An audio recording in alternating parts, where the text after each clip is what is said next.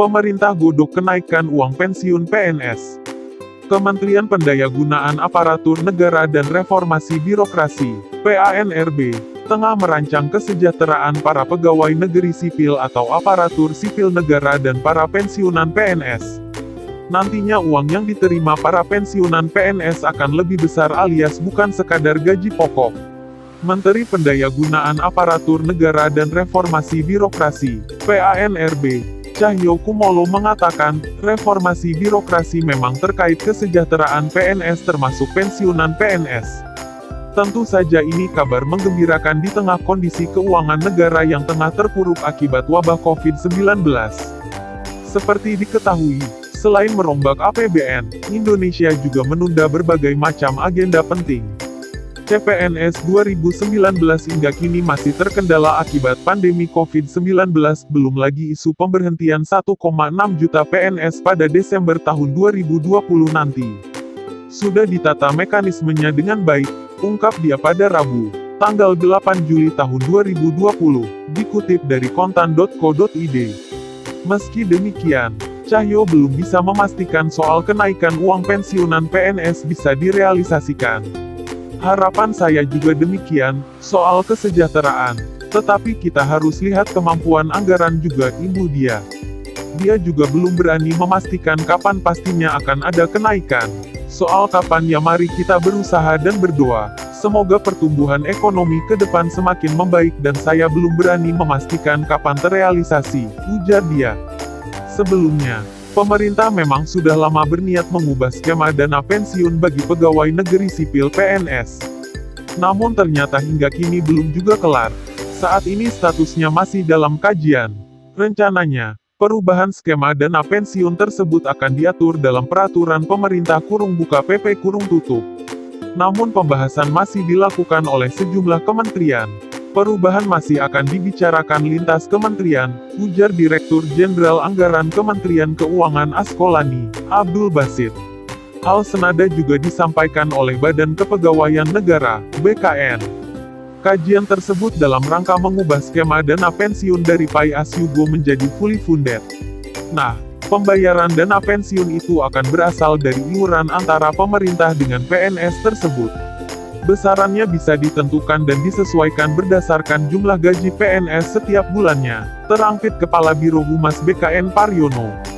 Meski begitu hal tersebut masih menunggu selesainya PP. Sebelumnya, skema fully funded diharapkan dapat terrealisasi pada tahun 2020. Saat ini dana pensiun masih menggunakan skema pay as you go. Hal itu dalam artian pembayaran dana pensiun hanya berasal dari anggaran pendapatan dan belanja negara (APBN).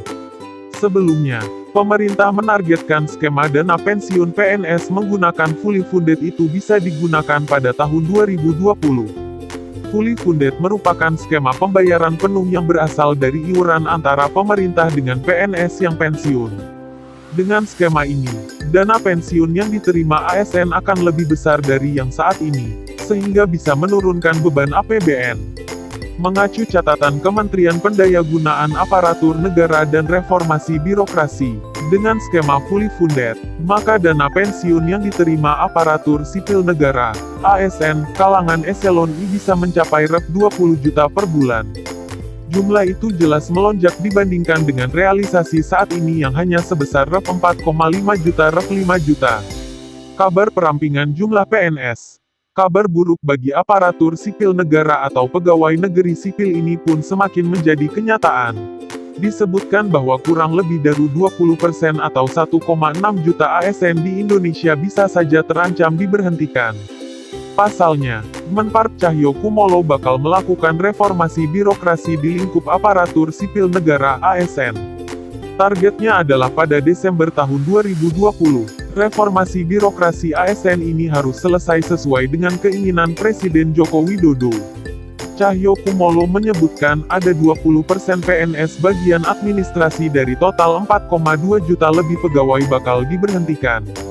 Sebanyak 20% pegawai tersebut dinilai tidak produktif dalam bekerja.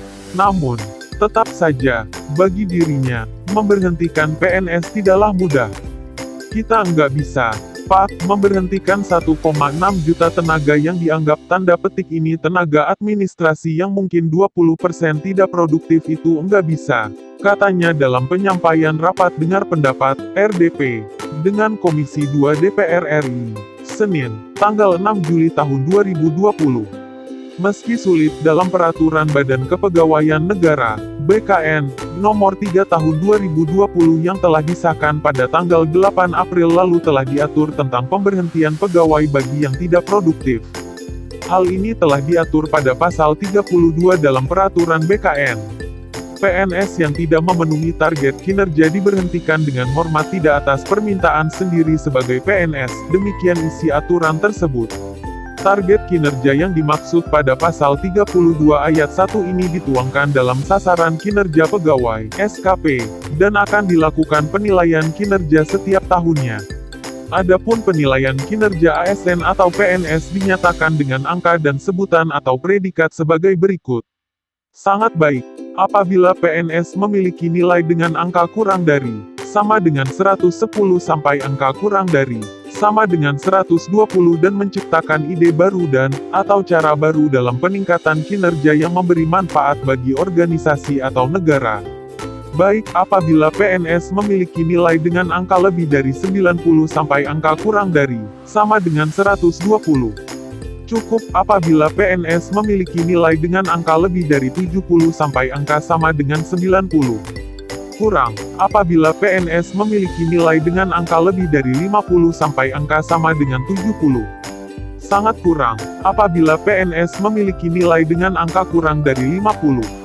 Regulasi itu menjelaskan, selama 6 bulan PNS tersebut diberi kesempatan memperbaiki kinerja. Namun, jika tidak ada perubahan setelah masa yang diberikan maka harus melakukan uji kompetensi ulang. Pasal 32 berbunyi, PNS tersebut diberikan kesempatan selama 6 bulan untuk memperbaiki kinerja. Dalam hal PNS tidak menunjukkan perbaikan kinerja sebagaimana dimaksud pada huruf A, maka PNS yang bersangkutan harus mengikuti uji kompetensi kembali.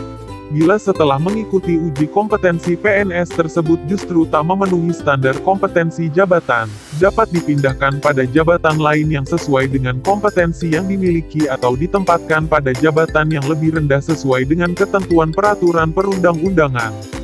Dalam hal tidak tersedia jabatan lain yang sesuai dengan kompetensi yang dimiliki atau jabatan lebih rendah yang lowong sebagaimana dimaksud pada huruf C, PNS ditempatkan sementara pada jabatan tertentu dalam waktu paling lama 1 tahun.